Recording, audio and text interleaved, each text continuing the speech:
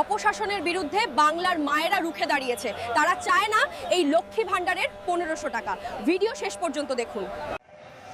আমরা পশ্চিমবঙ্গের মেয়েরা দেখছি মমতা বন্দ্যোপাধ্যায় আমাদের মুখ্যমন্ত্রী, উনি বাজেট ঘোষণা করলেন লক্ষ্মীর ভাণ্ডার 1000 টাকার পরিবর্তে উনি আরো 500 টাকা বাড়িয়ে 1500 টাকা করলেন।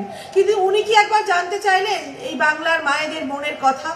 উনি জানতে চাননি। উনি 500 টাকা বাড়িয়ে মায়েদের কিনতে চেয়েছেন। কিন্তু আমরা পশ্চিমবঙ্গের মায়েরা এই 500 টাকা লক্ষ্মীর ভাণ্ডার বাড়িয়ে দিয়েছেন সেটা আমরা চাই না। আমরা চাই আমাদের সন্তানদের শিক্ষা, আমার কন্যা সন্তানের সুরক্ষা, আগামী দিনে এই বাংলায় শিল্প আসুক, কর্মসংস্থান হোক।